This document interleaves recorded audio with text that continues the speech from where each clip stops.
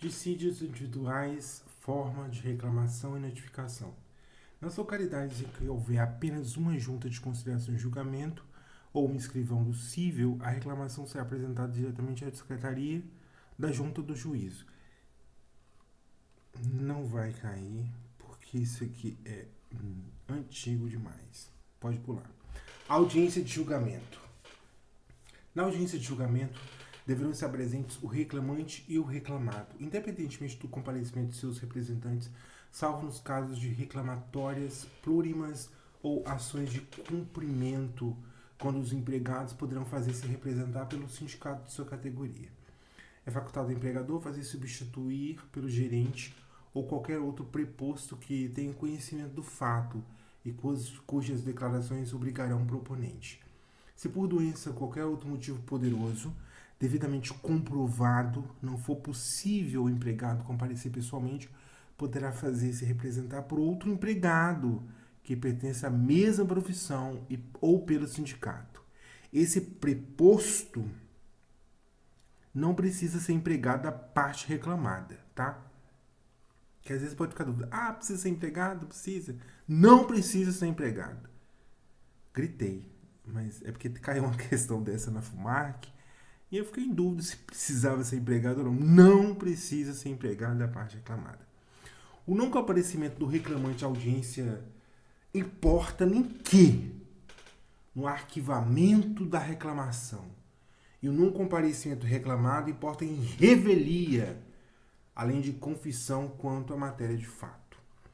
Ocorrendo motivo relevante, poderá o juiz suspender o julgamento, designando nova audiência.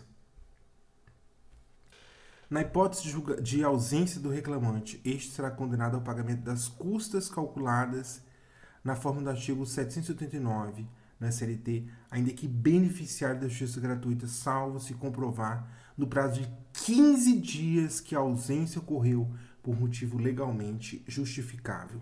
O pagamento das custas é condição para a propositura de nova demanda. A revelia não produz o efeito mencionado no caput deste artigo se, havendo pluralidade de reclamados, algum deles contestar a ação. O litígio versar sobre direitos indisponíveis.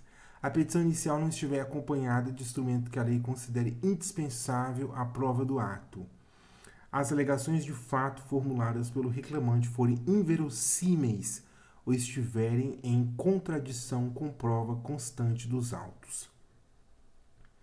Ainda que ausente o reclamado, presente o advogado na audiência, serão aceitos a contestação e os documentos eventualmente apresentados.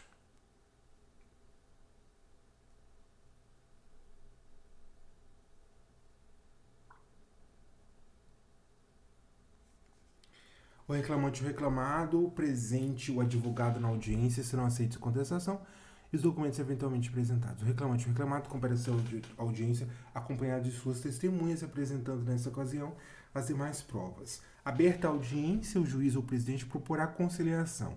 Se houver acordo, será lavado o termo assinado pelo presidente e pelos litigantes, consignando-se o prazo e demais condições para seu cumprimento.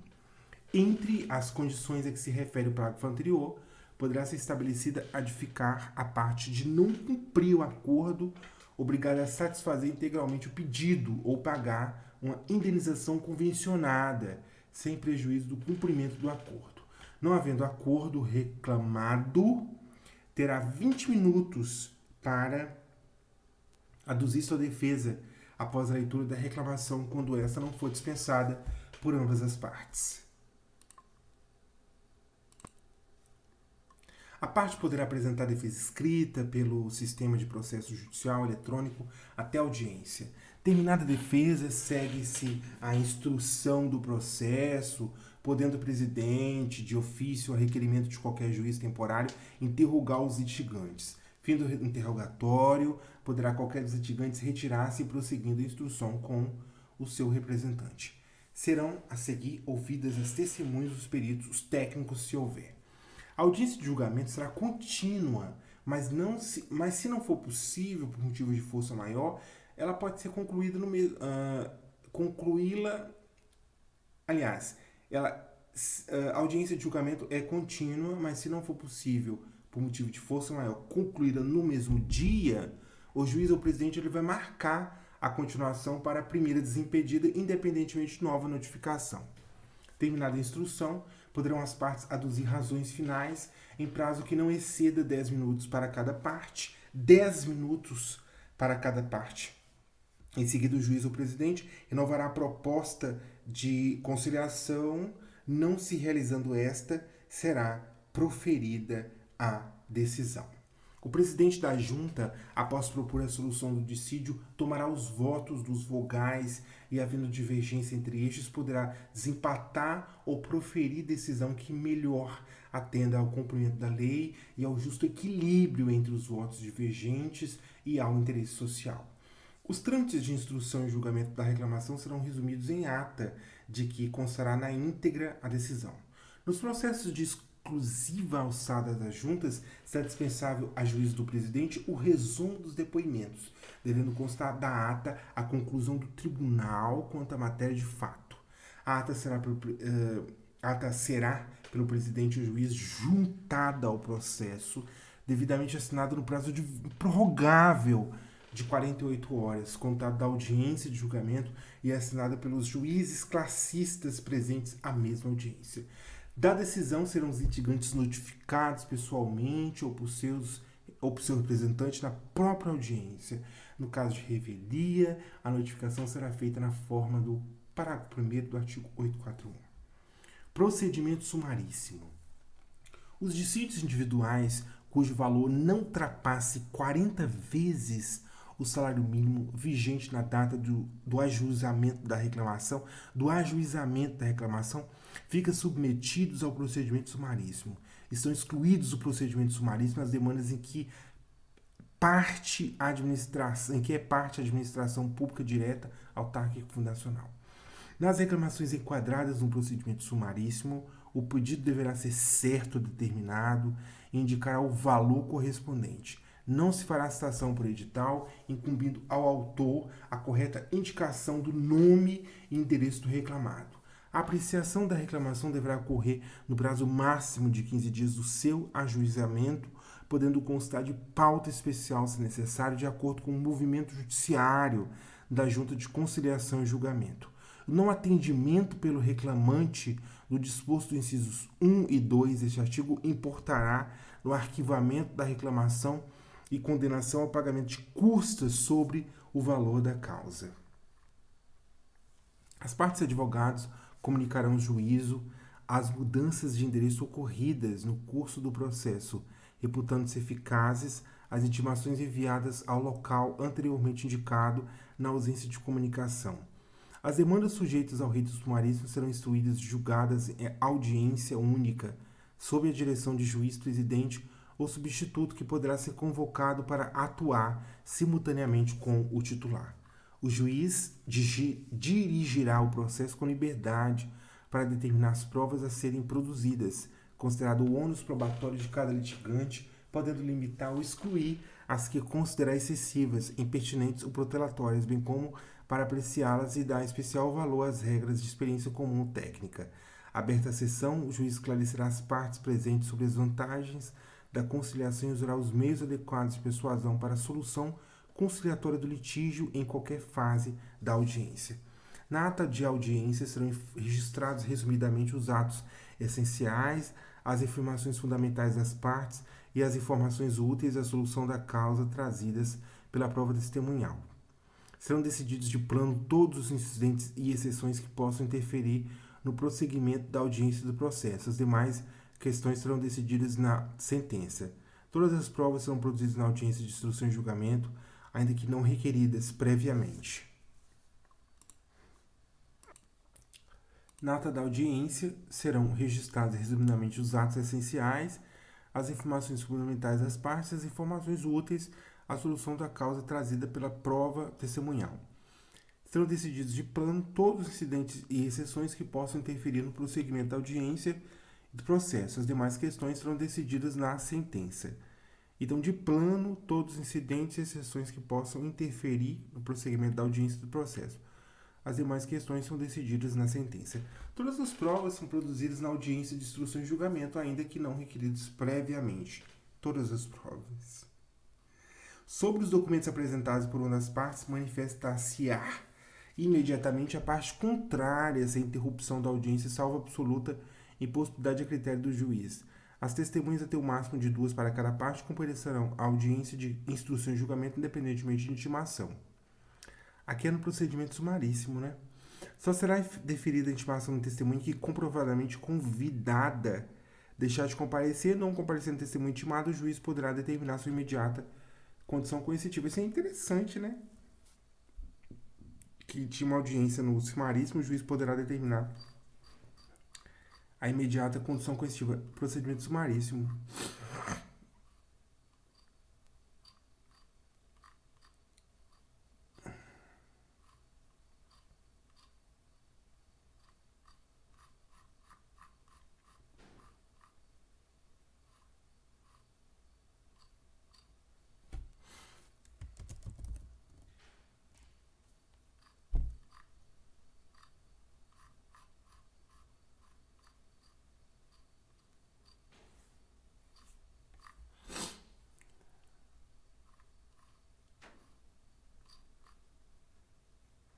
Somente quando aqui é parágrafo 4º. Somente quando a prova do fato exigiu for legalmente imposta, será deferida a prova técnica incumbida ao juiz, desde logo fixar o prazo objeto da perícia e nomear perito. As partes serão intimadas a manifestar sobre o laudo um prazo comum de 5 dias. Interrompida a audiência sobre o prosseguimento e a solução de processo, será dado um prazo máximo de 30 dias, salvo motivo relevante e justificado nos autos pelo juiz da causa. A sentença mencionará os elementos de convicção do juízo, com resumo dos fatos relevantes ocorridos na audiência e dispensa o seu relatório. O juiz adotará em cada caso a decisão que reputar mais justa e equânime, atendendo aos fins sociais da lei e às exigências do bem comum. As partes serão intimadas à sentença na própria audiência que prolatada. Inquérito para apuração de falta grave. Para a apuração do inquérito, para a instauração do inquérito para a apuração de falta grave contra o empregado garantido com instabilidade, o empregador apresentará a reclamação por escrito à junta ou ao juízo dentro de 30 dias, contados da data de suspensão do empregado. O processo do inquérito perante a junta ou juízo obedecerá às normas estabelecidas no presente capítulo, observar as disposições dessa seção. Se tiver havido prévio reconhecimento de estabilidade do empregado, o julgamento do inquérito pela junta ou juízo não prejudicará a execução para pagamento dos salários devidos ao empregado até a data da instauração do mesmo inquérito. Agora vem o incidente de personalidade jurídica. Aplica-se ao processo de trabalho incidente de desconsideração da personalidade do 133 a 137 do CPC. Da decisão interlocutória que acolher ou rejeitar o incidente, aqui é decisão interlocutória. Decisão interlocutória. Se for na fase de cognição, não cabe recurso imediato. Está de acordo com a CLT? Sim. Porque 90% das decisões, não importa qual, então ele já joga para a fase de cognição que não cabe recurso imediato. Não cabe recurso imediato na fase de cognição do processo trabalhista. Agora, se for na fase de execução, cabe agravo de petiçãozinha, viu? Porque o agravo de petição já é seu, já. Independentemente de garantia do juiz, tu não tá dizendo nada com nada. Porque na fase de cognição já não cabe recurso imediato. Você está repetindo o que já é. Está repetindo. Deixando claro. Na fase de cognição, não cabe recurso imediato. Agora, se for na fase de execução, cabe agravo de petição. Que é com todos, né? Independentemente de garantia de juízo, porque isso já foi superado. Cabe agravo interno. Interno também não é diferente. Se proferida pelo relator incidente instaurado originalmente no tribunal. Está dizendo coisa com coisa. No cognição, não cabe recurso imediato. Na execução, agravo de petição. Na agravo interno, proferida pelo relator incidente instaurado originalmente no tribunal. A instauração do incidente suspenderá o processo sem prejuízo de concessão da tutela de urgência de natureza cautelar de que trata o 301 do CPC.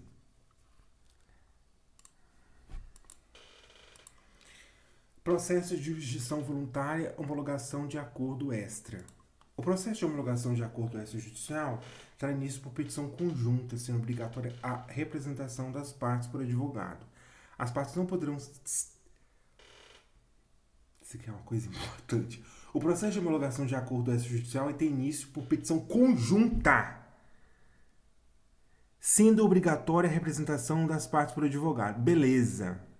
É uma petição conjunta assinada pelo advogado. Só que as partes elas não podem ter o mesmo advogado.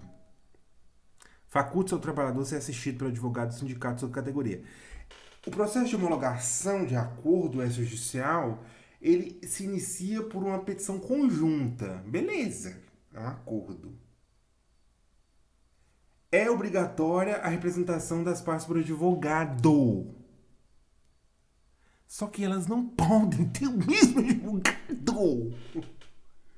Só que o trabalhador ele pode ser assistido pelo advogado do sindicato de sua categoria. Ó. É o advogado também. O disposto de título não prejudica o prazo estabelecido no artigo 6º do parágrafo 6º do artigo 477 da CLT e não afasta a aplicação da multa do parágrafo 8º do 477. No prazo de 15 dias, a contar da distribuição da petição, o juiz analisará o acordo, designará audiência, se entender necessário, e proferirá a sentença.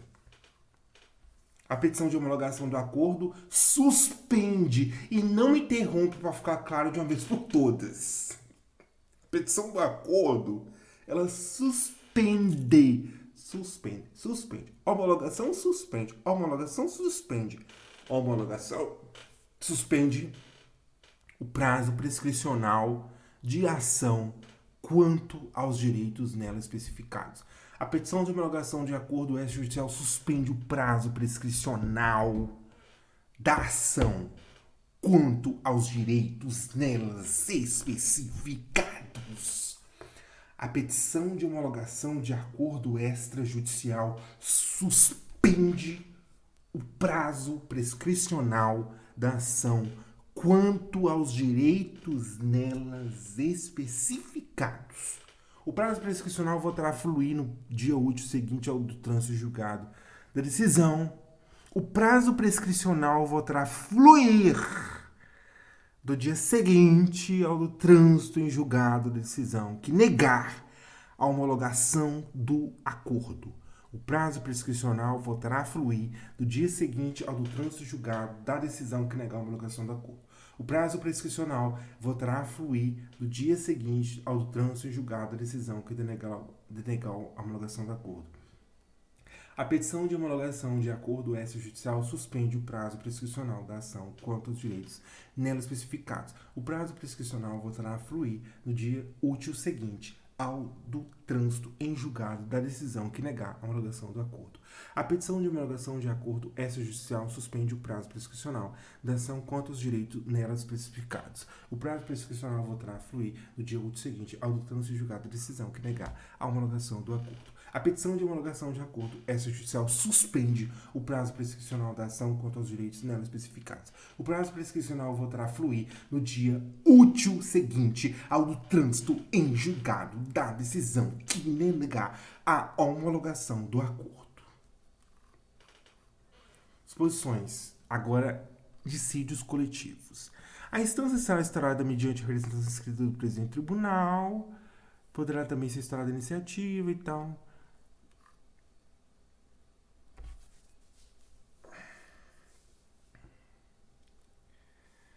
A representação dos sindicatos para a instauração, em primeira convocação, 2/3, segunda convocação, 2/3 dos presentes.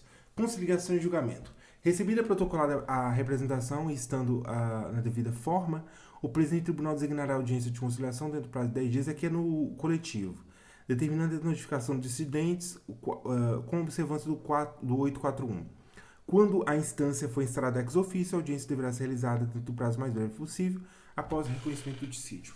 É facultado ao empregador fazer-se representar na audiência pelo gerente ou por qualquer outro preposto que tenha conhecimento do dissídio e por cujas declarações será sempre responsável. Na audiência designada, comparecendo ambas as partes,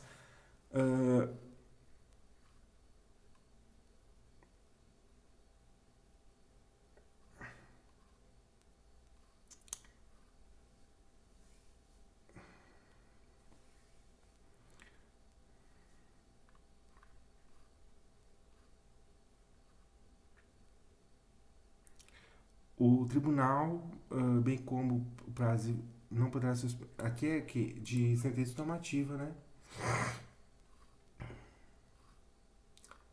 Beleza. Cumprimento das decisões.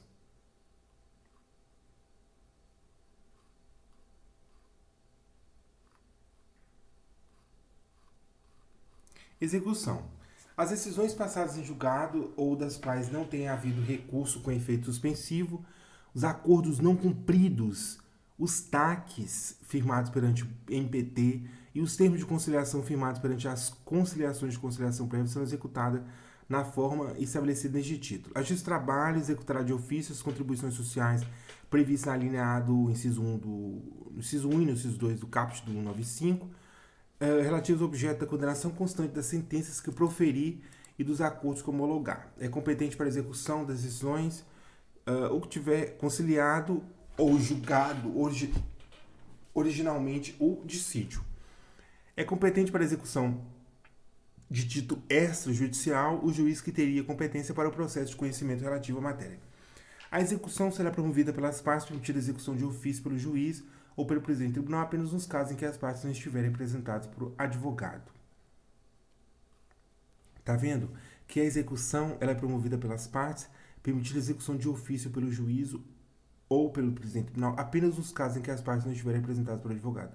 Faculta ao devedor o pagamento imediato da parte que entender devida à Previdência Social, sem prejuízo da cobrança de eventuais diferenças encontradas na execução ex officio.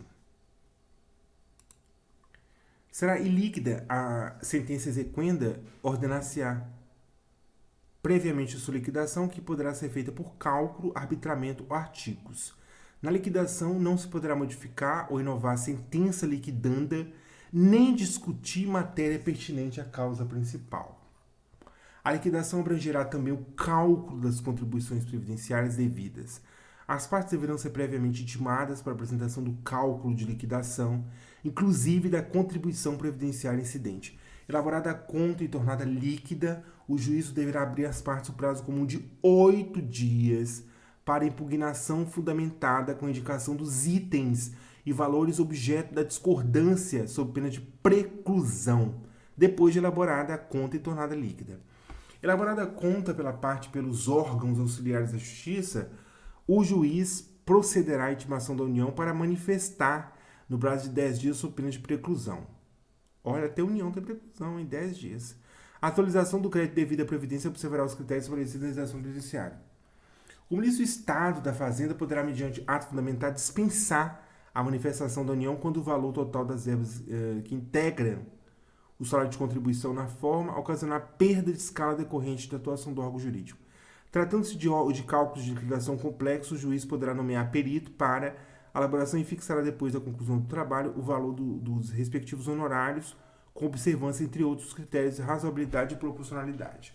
A atualização dos critérios decorrentes de condenação judicial será feita pela taxa referencial do Bacen. Mandado de penhora. Mandado de penhora, né? Requerida a execução, o juiz ou presidente do tribunal mandará expedir mandado de citação do executado para que ele cumpra a decisão, acordo no prazo e pelo modo sobre as combinações estabelecidas ou quando se trata de pagamento de dinheiro, inclusive de contribuições sociais devidas à União, para que faça isso no prazo de 48 horas ou garanta a execução sob pena de penhora. O mandado de citação deverá conter decisão exequenda ou termo de acordo não cumprido. A citação será feita pelos oficiais. Se o executado procurar 2 vezes no prazo de 48 horas não for encontrado, será feita a citação por edital, publicada em jornais, né? Ou na falta de jornais, será fixada na sede da junta do juízo no lapso temporal de 5 dias. No caso de pagamento da importância reclamada, será feito perante o escrivão secretário, elaborando-se termo de quitação em 2 vias, assinado pelo exequente, pelo executado e pelo mesmo escrivão, entregando-se a segunda via ao executado e juntando-se a outra no processo. Não estando presente o exequente, será depositada a importância mediante guia, estabelecimento oficial de crédito em falta deste estabelecimento bancário idôneo. O executado que não pagar a importância reclamada poderá garantir a execução mediante depósito da quantia correspondente atualizada e acrescida das despesas processuais e apresentação de seguro-garantia judicial ou nomeação de bens a penhora, observada sempre a ordem de preferência do 835 do CPC. Não pagando o executado nem garantindo a execução, segue-se a penhora dos bens, tanto quanto os bastem ao pagamento da importância da condenação, acrescido de custas e juros de mora, sendo esses, em qualquer caso, devidos a partir da data em que foi juizada a reclamação inicial. A decisão transitada em julgado somente poderá ser levada a protesto, gerar inscrição no nome do executado em órgãos de proteção ao crédito ou do Banco Nacional de Devedores Trabalhistas, depois de transcorrido o prazo de 45 dias a contar da citação do executado, se não houver garantia do juízo. Embargos, execução e impugnação. Garantida a execução ou penhorados dos bens, terá o executado 5 dias para apresentar embargos, cabendo igual prazo ao exequente para impugnação. A matéria de defesa será restrita às alegações de cumprimento da decisão ou do acordo, quitação ou prescrição da dívida. Se na defesa tiverem sido arroladas testemunhas, poderá o juiz ou o presidente do tribunal, caso julgue necessário seus depoimentos, marcar audiências para a produção das provas, a qual deverá realizar-se dentro de 5 dias. Somente nos embargos da penhora poderá o executado impugnar a sentença de liquidação, cabendo ao exequente igual direito e no mesmo prazo. Serão julgados na mesma sequência ou na mesma sentença os embargos, as impugnações da liquidação apresentada pelos credores trabalhistas e previdenciários. Considera-se inexigível o título judicial fundado em lei ou ato normativo declarados inconstitucionais pelo STF ou implicação e interpretação tidas como incompatíveis com a Constituição Federal. A exigência da garantia ou penhora não se aplica às entidades filantrópicas e àqueles que compõem ou compuserem a diretoria dessas instituições. Julgamento e trâmites finais da execução. Não tendo sido arroladas testemunhas da defesa, o juiz ou presidente, conclusos os autos, vai proferir sua decisão dentro de 5 dias, julgando o subsistente ou o subsistente a penhora. Se tiverem sido arroladas testemunhas, finda a sua inquirição ou audiência, o escrivão ou o secretário fará dentro de 48 horas conclusos os autos ao juiz ou presidente, que proferirá sua decisão na forma prevista no artigo anterior. Proferida a decisão, serão da mesma notificadas as partes interessadas em registrado postal com franquia. Isso aqui é irrelevante. Julgada subsistente a penhora, o juiz ou presidente mandará proceder logo à avaliação dos bens penhorados. A avaliação dos bens penhorados em virtude da execução e da decisão condenatória será feita por avaliador escolhido de comum acordo pelas partes, que perceberá as custas arbitradas pelo juiz ou presidente do Tribunal Trabalhista, de conformidade com a tabela 6 pedida pelo TST. Não acordando as partes quanto à designação de avaliador dentro de 5 dias após o despacho que o determinou, a avaliação será o avaliador designado livremente, o juiz ou presidente do tribunal. Os servidores deste trabalho não podem ser escolhidos ou designados para servir de avaliador. Concluída a avaliação dentro de 10 dias, contado da data da nomeação do avaliador, segue-se a arrematação, que será anunciada por edital afixado na sede do juízo ou tribunal e publicado no jornal local, se houver contingência mínima de 20 dias. A arrematação será feita em dia, hora e lugar anunciados. Os bens serão vendidos pelo maior lance, tendo o exequente preferência para o exequente, não é executado, não é exequente. Quem tem preferência é o exequente, não é executado.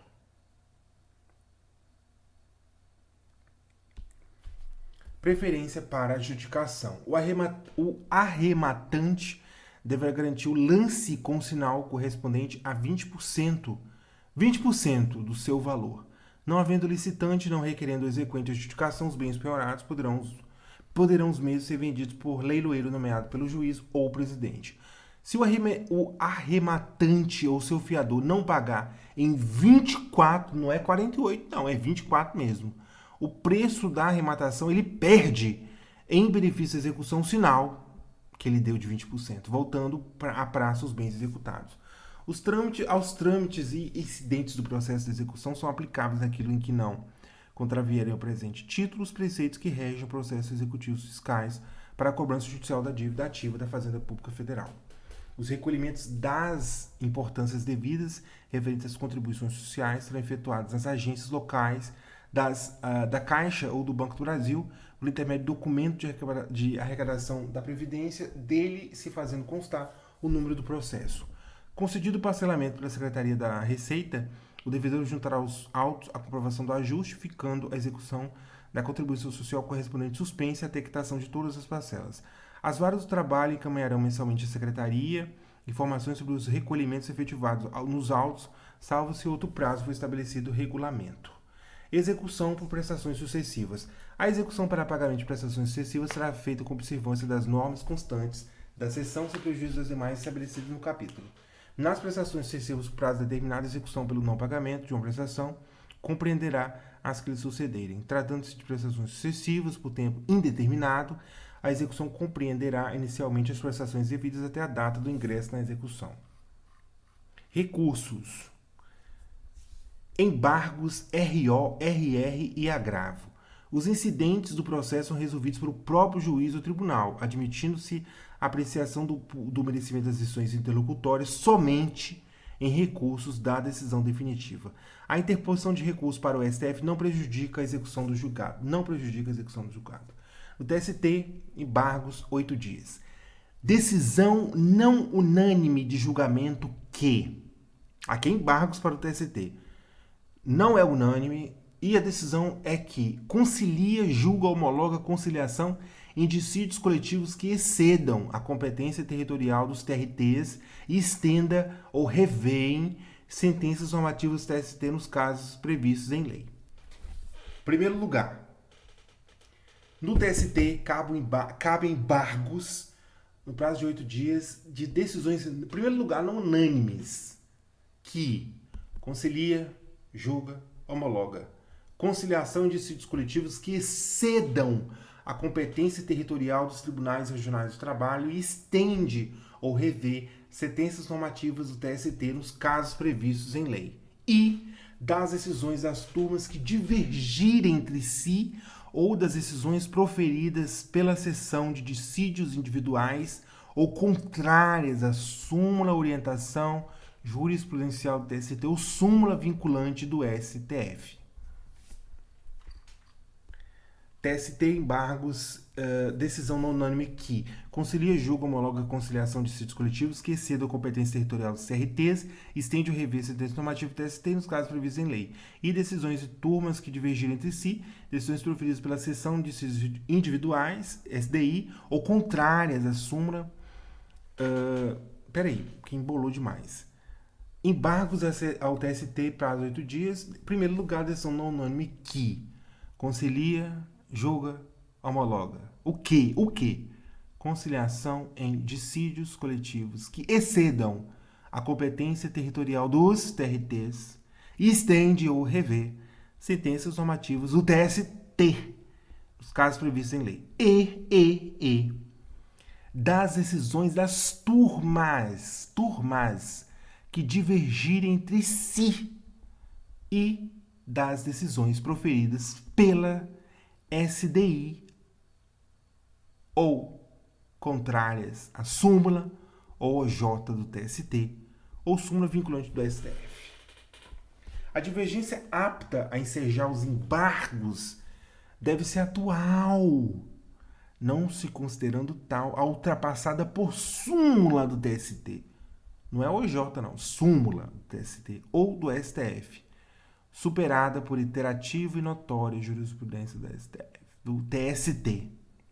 Então, a divergência apta a ensejar os embargos deve ser atual e não se considera tal ultrapassada por súmula do TST ou do STF ou superada por iterativa e notória jurisprudência do TST. O ministro relator denegará seguimento aos embargos do TST. Não vai rolar. Se a decisão recorrida ela está em consonância com súmula da jurisprudência do TST ou do STF, ou com iterativa, notória, atual, jurisprudência do TST, cumprindo ao relator indicar lá. Nas hipóteses de intempestividade, deserção, irregularidade de representação ou de ausência de qualquer outro pressuposto extrínseco de admissibilidade, também não vai rolar os embargos ao TST. Da decisão denegatória dos embargos ao TST, cabe agravo em 8 dias. Recurso ordinário para instância superior. Decisões definitivas ou terminativas das varas, no prazo de 8 dias. Decisões definitivas ou terminativas dos TRTs em processos de sua competência originária, também em 8 dias, tanto nos dissídios individuais quanto nos coletivos. Nas reclamações sujeitas ao procedimento sumaríssimo, o recurso ordinário. Aí vem, né? As coisas. Aqui, especificamente do sumaríssimo, recurso ordinário do sumaríssimo, ele é imediatamente distribuído uma vez recebido no tribunal, devendo o relator liberá-lo no prazo máximo de 10, não são 15, não, são 10 dias. E a Secretaria do Tribunal Turma colocá-lo imediatamente em pauta para julgamento sem revisor. Não tem revisor, é só relator. Tem parecer oral do representante do Ministério Público presente à sessão de julgamento, se entender necessário também, né? E aí vai registrar a certidão. No sumaríssimo tem acórdão consistente unicamente em certidão de julgamento, com indicação suficiente do processo e parte dispositiva, razões de decidir do voto prevalente. Se a sentença for firmada pelos próprios fundamentos, a certidão de julgamento será registrando tal circunstância, serve de acórdão. Os TRTs, divididos em turmas, podem designar turma para julgar recursos ordinários interpostos e sentenças prolatadas nas demandas sujeitas de procedimento sumaríssimo. Tá bom? RR. Cabe RR para a turma do TST. Decisões proferidas em grau de RO. Tanto em dissídio, aliás, em dissídio individual, pelos TRTs. Não está falando de dissídio coletivo, não, dissídio individual mesmo. Quando? Cabe RR para a turma do TST, decisões proferidas em grau de RO, em dissídio individual, pelos TRTs, quando dá ao mesmo dispositivo de lei federal interpretação diversa daquilo houver dado outro TRT no seu pleno ou turma, ou a SDI do TST, ou contrariar súmula de jurisprudência uniforme do TST ou súmula vinculante do STF.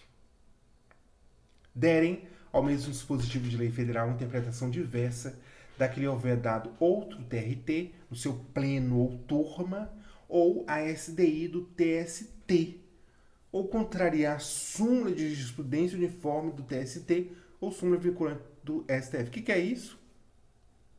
Recurso de revista. Der ao mesmo dispositivo de lei estadual, CCT, ACT, SN, regulamento empresarial de observância obrigatória em área territorial que exceda a jurisdição do TRT prolatora da decisão recorrida, interpretação divergente na forma da linha A. Proferidas com violação literal de disposição de lei federal, afronta direta e literal à Constituição. O recurso de revista, dotado de efeito apenas devolutivo, será interposto perante o presidente do TRT, que, por decisão fundamentada, poderá recebê-lo ou denegá-lo sob pena de não conhecimento. É ônus da parte indicar o trecho da decisão recorrida ou que consubstancia o pré-questionamento da controvérsia objeto do recurso de revista. Indicar de forma explícita e fundamentada contrariedade a dispositivo de lei, súmula, orientação ou OJ do TST que conflite com a decisão regional. Expor as razões do pedido de reforma, impugnando todos os fundamentos jurídicos da decisão recorrida, inclusive mediante demonstração analítica de cada dispositivo de lei da CF, de súmula ou OJ, cuja contrariedade aponte. Transcrever na peça recursal, no caso de suscitar preliminar de unidade de julgado por negativa de prestação jurisdicional, o trecho dos embargos declaratórios em que foi pedido o pronunciamento do tribunal sobre questão veiculada no recurso originário e o trecho da decisão regional que rejeitou os embargos quanto ao pedido para cotejo e verificação de plano da ocorrência da omissão. Das decisões proferidas pelos TRTs ou por suas turmas em execução de sentença, mesmo se for processo de incidente de embargo terceiro, não cabe recurso de revista de execução de sentença. Já está na fase de execução de sentença. Só se for um caso assim, extremo de ofensa direta e literal de Constituição. Então, de modo geral, não cabe, ponto final. A divergência apta a ensejar o RR, ela precisa ser atual, não considerando como tal a ultrapassada por súmula do TST ou do STF, ou superada por iterativa e notória jurisprudência do TST. Quando o recurso fundar-se em dissenso de julgados, incumbe ao recorrente o ônus de produzir prova da divergência jurisprudencial mediante certidão, cópia ou citação do repositório de jurisprudência oficial credenciado, inclusive em mídia eletrônica, em que houver sido publicada a decisão divergente, ou ainda pela reprodução de julgado disponível na internet, com indicação da respectiva fonte, mencionando, em qualquer caso, as circunstâncias que identifiquem ou assemelhem os casos confrontados. Aqui é dissenso de julgado, né? Especificamente dissenso de julgado.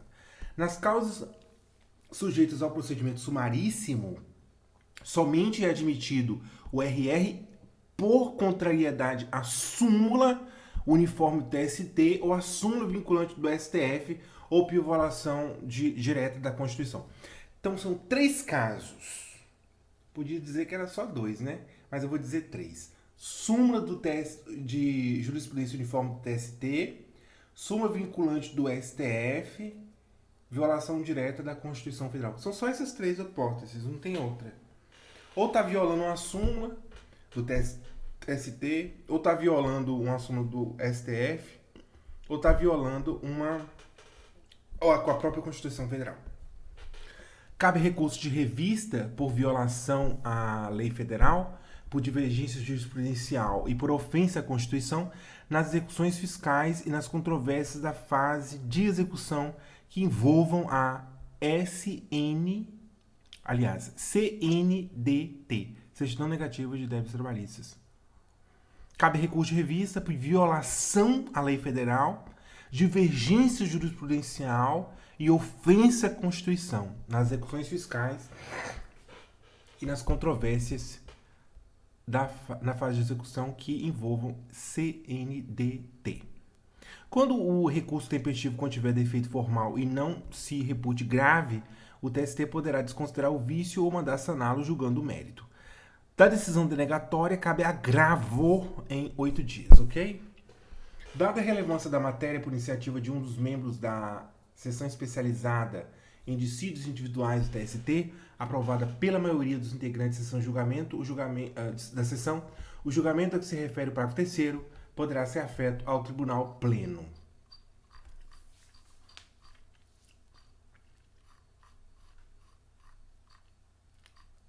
Não tem.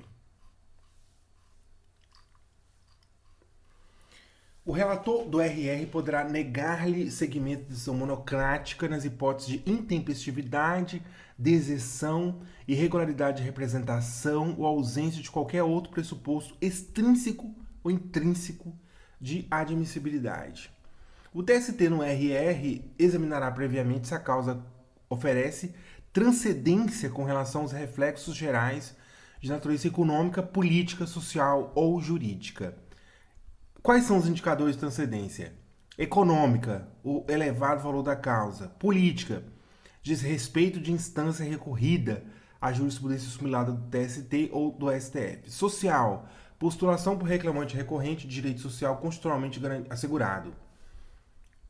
Jurídica, existência de questão nova em torno da interpretação da legislação trabalhista.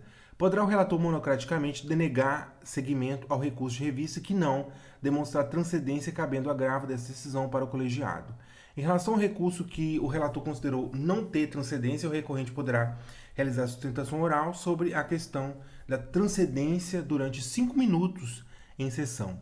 Mantido o voto do relator quanto à não transcendência do recurso, será lavrado acórdão com fundamentação sucinta que constituirá decisão irrecorrível no âmbito do tribunal. É irrecorrível a decisão monocrática do relator que, em agravo de instrumento e em RR, considerar ausente a transcendência da matéria. O juízo de admissibilidade do recurso de revista exercido pela presidência dos tribunais regionais de trabalho limita-se à análise dos pressupostos intrínsecos e extrínsecos do apelo, não abrangendo o critério da transcendência das questões nele vinculadas. Aplica o seu recurso de revista no que couber as normas da 5.869. Essa aqui é a CPC. Relativo aos julgamentos de recursos extraordinários especiais repetitivos. Ok. Quando houver multiplicidade de recursos de revista fundados em idêntica questão de direito, a questão pode ser afetada à sessão especializada de dissídios individuais ou ao pleno, por decisão da maioria simples dos seus membros, mediante requerimento de um dos ministros que compõem a sessão especializada, considerando a relevância da matéria ou a existência de entendimentos divergentes entre os ministros dessa sessão ou das turmas do tribunal.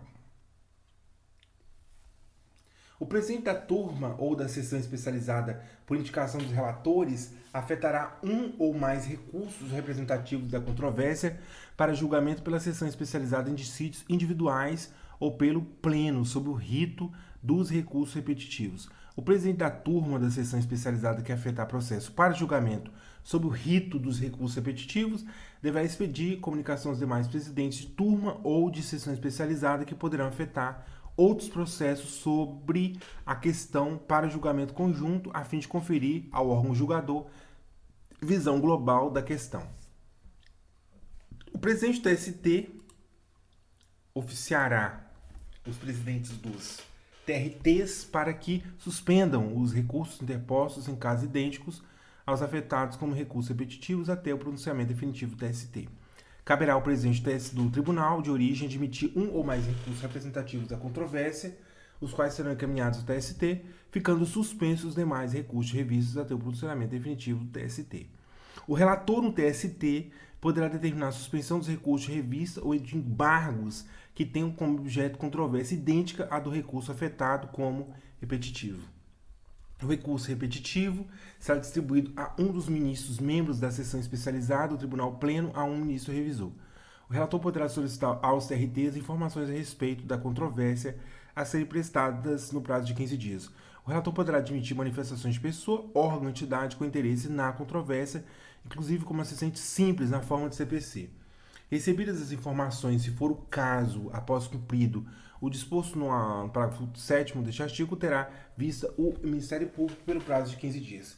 Transcorrido o prazo para o MP e remetida cópia do relatório aos demais ministros, o processo será incluído em pauta na sessão especializada ou no pleno, devendo ser julgado com preferência sobre os demais processos. Publicado o acordo no TST, os recursos de revista sobre estados de origem terão segmento denegado na hipótese de um acórdão recorrido coincidir com a orientação a respeito da matéria no TST, ou serão novamente examinados pelo Tribunal de Origem na hipótese de um acordo recorrido divergir da orientação do TST a respeito da matéria. Publicado o acordo do TST, recurso de revista sobre estado na origem tem segmento denegado na hipótese de um acórdão recorrido coincidir com a orientação a respeito da matéria TST. O acórdão recorrido, ele é colado, ele coincidiu com a mesma orientação vinda TST. Então, o que recurso vai fazer o quê? Ele vai ter o recurso denegado. Vai analisar o que já está analisado. Serão novamente examinados se o acórdão recorrido ele divergir da orientação do TST a respeito da matéria. Na hipótese do 2, mantida a decisão divergente pelo Tribunal de Origem, será feito o exame de admissibilidade do recurso de revista. Caso a questão afetada e julgada sob o rito dos recursos repetitivos também contenha questão constitucional, a decisão proferida pelo Tribunal Pleno não obstará o conhecimento de eventuais recursos extraordinários sobre a questão constitucional. Aos recursos extraordinários interpostos perante o TST, será aplicado o procedimento previsto no 543 CPC, cabendo ao presidente do tribunal selecionar um ou mais recursos representativos da controvérsia e encaminhá-los ao STF, sobrestando os demais até o pronunciamento definitivo da Corte na forma do CPC. O presidente do TST poderá oficiar aos TRTs e os presidentes das turmas e da seção especializada do tribunal para que suspendam os processos idênticos aos selecionados como recursos representativos da controvérsia encaminhadas ao STF até o seu pronunciamento definitivo. A decisão firmada em recurso repetitivo não será aplicada aos casos em que se demonstrar que a situação de fato de direito é distinta das presentes no processo julgado sob o rito dos recursos repetitivos. Caberá revisão da decisão firmada em julgado de recursos repetitivos quando se alterar a situação econômica, social ou jurídica, caso em que será respeitada a segurança jurídica das relações firmadas sob a égide da decisão anterior, podendo o TST modular os efeitos da decisão que a tenha alterado. Cabimento de agravo, 8 dias. Petição das decisões do juízo ou presidente nas execuções. Agravo de instrumento, despachos que deneguem interposição de recursos. O agravo de petição só será recebido quando o agravante delimitar de forma justificada as matérias e valores impugnados, permitida a execução imediata da parte remanescente até o final, nos próprios autos ou por carta de sentença. O agravo de instrumento interposto contra o despacho que não receber agravo de petição não suspende a execução da sentença. Na hipótese da linha A de petição das decisões do juízo nas execuções, o agravo será julgado pelo próprio tribunal, presidido pela autoridade recorrida, salvo se tratar de decisão de juízo do trabalho de primeira instância ou de juízo de direito, quando o julgamento competirá a uma das turmas do TRT a que estiver subordinado pelo relator da sentença, observado o 679, a quem este remeterá as peças necessárias para o exame da matéria controvertida em autos apartados ou nos próprios autos, se tiver sido determinada a extração de carta de sentença. Na hipótese da linha B, agravo de instrumento, dos despachos que deneguem a interposição de recurso, o agravo será julgado pelo tribunal que seria competente para conhecer o recurso cuja interposição foi denegada. Sob pena de não conhecimento, as partes proverão a formação do instrumento do agravo, de modo a possibilitar o caso provido, o imediato julgamento do recurso denegado, instruindo a petição de interposição.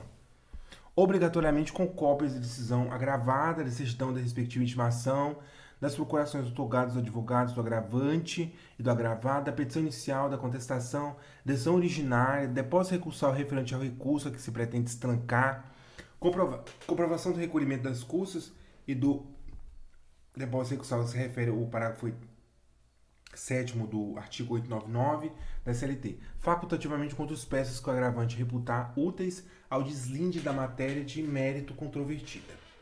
O agravado será intimado para oferecer resposta ao agravado e ao recurso principal, instruindo-a com peças considerar necessárias o julgamento de ambos os recursos. Provido o agravo, a turma deliberará sobre o julgamento do recurso principal, observando, se for o caso, daí em diante o procedimento relativo a esse recurso. Quando o agravo de petição versar apenas sobre contribuições sociais, o juiz de execução determinará a extração de cópias das peças necessárias, que serão autuadas em apartado conforme dispõe o parágrafo 3º, parte final, e remetidas à instância superior para apreciação após contraminuta. Embargo de declaração. Sentença ou acórdão, 5 dias, devendo esse julgamento ocorrer na primeira audiência ou sessão subsequente à sua apresentação, registrado na certidão, admitido o efeito modificativo da decisão nos casos de omissão e contradição do julgamento e manifesto equívoco no exame dos pressupostos extrínsecos do recurso. Os erros materiais poderão ser corrigidos de ofício e requerimento de qualquer das partes. Eventual efeito modificativo dos embargos. Declaração somente poderá ocorrer em virtude de correção de vício na decisão embargada, desde que ouvida a parte contrária no prazo de 5 dias. Os embargos de declaração interrompem o prazo para interposição de outros recursos, qualquer das partes, salvo quando intempestivos, irregular a representação da parte ou ausente a sua assinatura. Das decisões proferidas em dissídio coletivo que afete empresa de serviço público ou qualquer caso das proferidas em revisão poderão recorrer, além dos interessados, o presidente, o tribunal e a Procuradoria da Justiça do Trabalho. Os recursos serão interpostos por simples petição e terão efeito meramente devolutivo, salvo as exceções previstas neste título permitindo a execução provisória até a penhora. Sendo a condenação de valor até 10 vezes o salário mínimo nos dissídios individuais, só será admitido recurso, inclusive extraordinário, mediante prévio depósito da respectiva importância até 10 vezes o salário mínimo. Transitada e julgada a decisão recorrida, será ordenado o levantamento imediato da importância de depósito em favor da parte vencedora por simples despacho do juiz. Sendo a condenação de valor até 10 vezes o valor do salário mínimo regional, nos dissídios individuais, só será admitido recurso, inclusive extraordinário, mediante prévio depósito da respectiva importância. É só 10 vezes o valor do salário mínimo. Transitada e julgada a decisão recorrida, será ordenado o levantamento imediato da importância de depósito em favor da parte vencedora por simples despacho do juiz. Tratando-se de condenação de valor indeterminado, o depósito corresponderá ao que for arbitrado para efeito de custas, até o limite de 10 vezes o salário mínimo. O depósito recursal será feito em conta vinculada ao juízo e corrigido com os mesmos índices da poupança.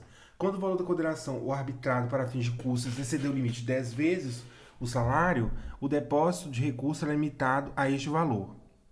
No ato de deposição do agravo de instrumento, o depósito recursal ele é feito pela metade do valor do depósito recurso ao qual se pretende estrancar. Você está querendo estrancar o quê? O que você está querendo estrancar, você vai pagar metade só no agravo de instrumento. Promoção. Só 50% de desconto sobre o que você está pretendendo estrancar, tá bom? Quando o agravo de instrumento tem a finalidade de estrancar recurso de revista que se insurge contra a decisão que contraria a jurisprudência uniforme TST, consubstanciada nas suas súmulas ou OJs, não haverá obrigatoriedade de se efetuar o depósito referido. Promoção 100% de desconto.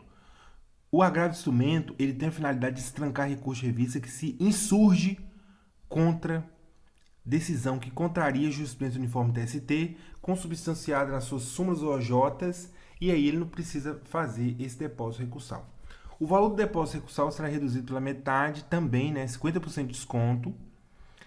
Entidades sem fins lucrativos, empregadores domésticos, microempreendedores individuais, microempresas e empresas de pequeno porte. Promoção, queima de estoque apenas para entidades sem fins lucrativos, empregadores domésticos, microempreendedores individuais, microempresas, empresas de pequeno porte. Isentos de pagamento do depósito recursal. Beneficiários de justiça gratuita e entidades filantrópicas, além de empresas em recuperação judicial. Não paga nada. Beneficiário da justiça gratuita, entidades filantrópicas e empresas em recuperação judicial. Gratuita, filantrópicas e recuperação judicial. O depósito recursal poderá ser substituído por fiança bancária ou seguro-garantia judicial. Fiança bancária e seguro-garantia judicial.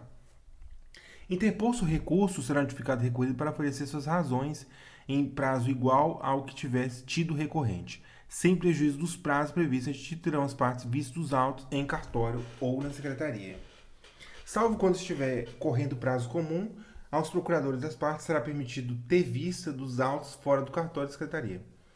Aplicação de penalidades.